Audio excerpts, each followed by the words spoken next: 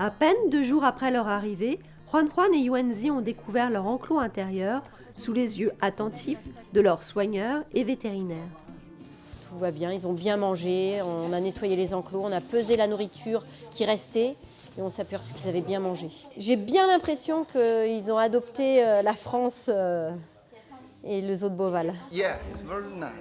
Ici, Rodolphe Delors discute avec Zhang Hao, l'un des soigneurs chinois de la base de Chengdu qui a suivi Juan Juan et Yuanzi. Nos soigneurs sont allés déjà en Chine travailler avec Juan Juan et Yuanzi, mais Hao travaille avec eux depuis qu'ils sont tout bébés.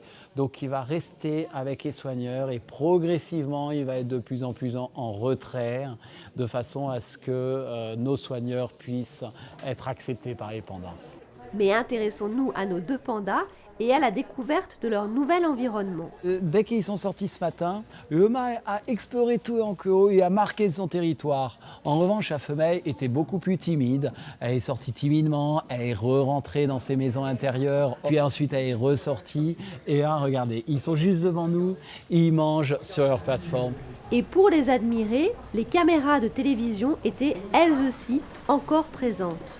Tout s'est très bien passé. On m'a dit qu'à Roissy, il y avait plus de journalistes que pour la plupart des chefs d'État lorsqu'ils arrivent en France. C'était absolument incroyable. C'est un événement, je crois, très important actuellement. Et dans ces périodes un petit peu de morosité, ça donne une touche un petit peu d'optimisme en France, une touche de gaieté. Le panda, c'est l'ambassadeur. C'est un ambassadeur extraordinaire des espèces en danger.